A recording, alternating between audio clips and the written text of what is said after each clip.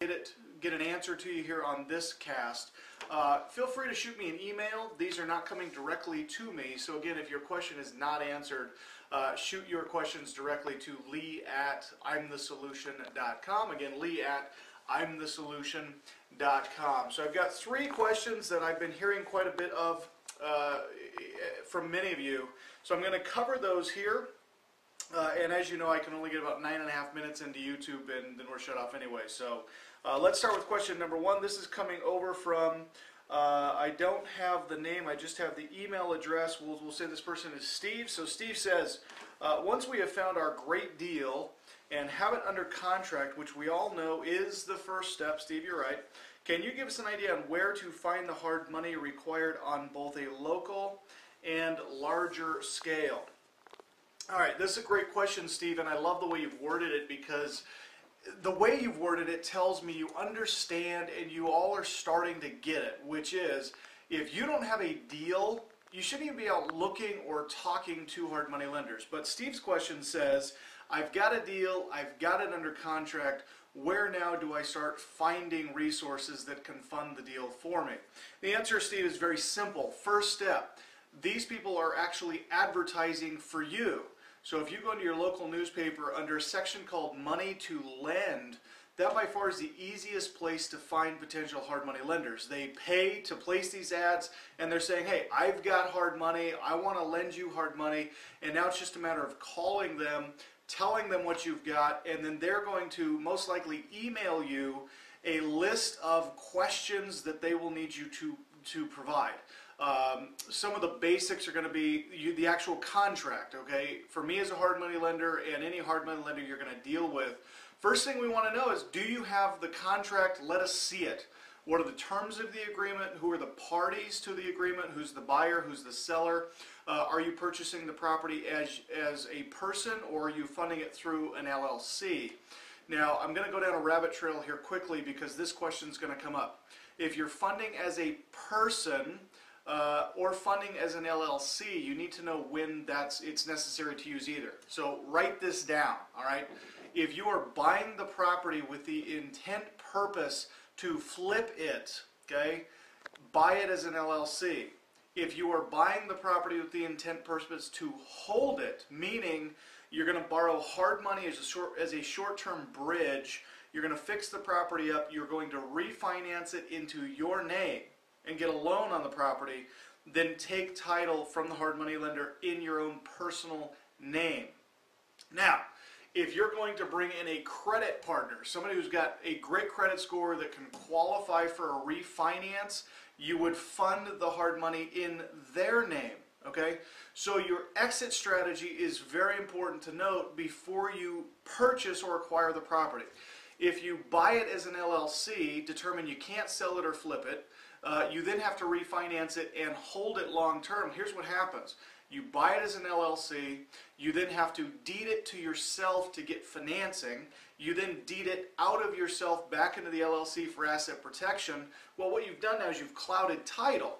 So if you're going to sell that to an end user buyer, they're going to have a very hard time getting financing because you've clouded the title and made getting a loan almost impossible without 6 to 12 or even 18 months of seasoning. So understand, your exit strategy determines your entry strategy. Okay, so Steve, now going back to your question, which was, where do I find these guys? Again, they are advertising for you in your local newspaper. Next place to go, I want you to go online, go to Google. I want you to type in hard money lender, your city, your state, and to narrow your search down even further, I want you to put in the zip code of the property. Anybody, any hard money lender that is advertising that they have money to lend, if they're doing their search engine optimization properly, they're going to put in all of these zip codes that they actually lend money in. So by putting in your zip, you will find lenders on Main Street in your town, your little town, your big town, who can lend money for you. Believe it or not, finding money is really easy once you have the deal. So Steve, look in your newspaper, Google hard money lenders, and call every single one of them. And if you can't get funding from one of those sources, either you're not trying hard enough, you really didn't call all of them, or, and this is most likely the case, you don't have a very good deal, okay?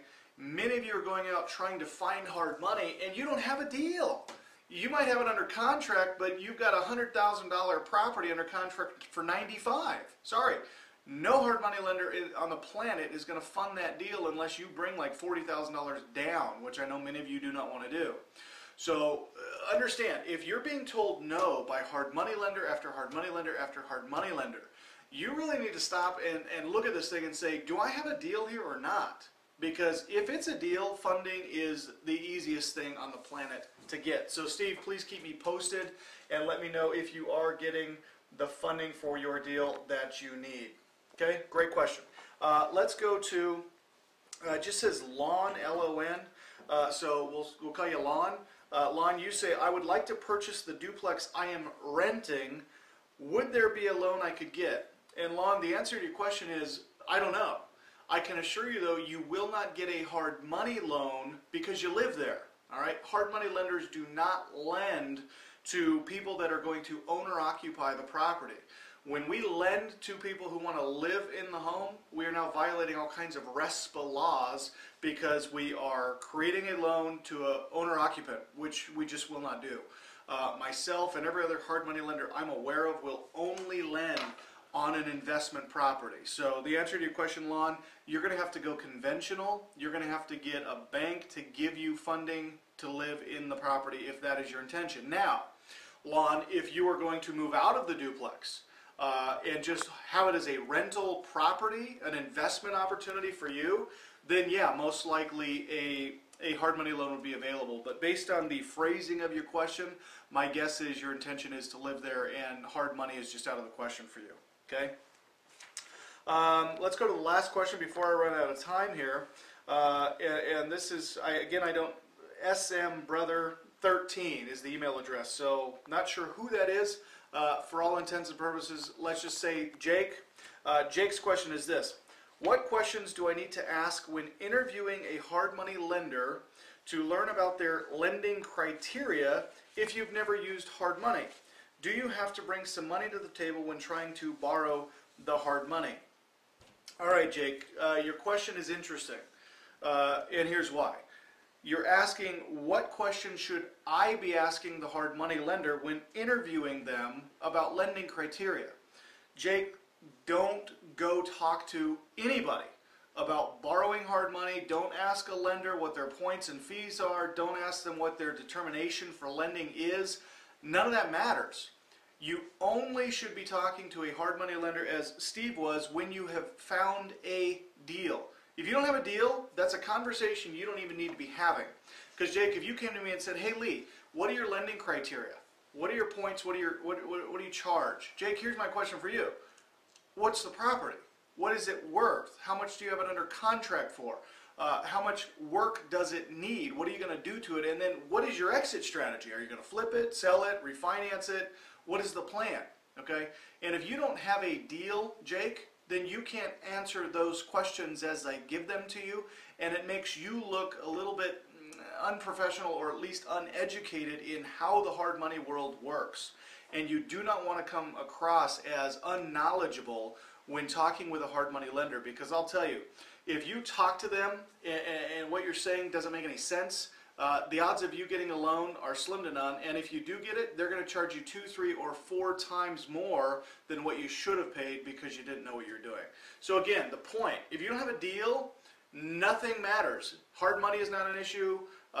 Who you're going to borrow money from, not an issue. You've got to have a deal first. Okay? All right, I am out of time here, guys. Great job. Good questions. Keep them coming.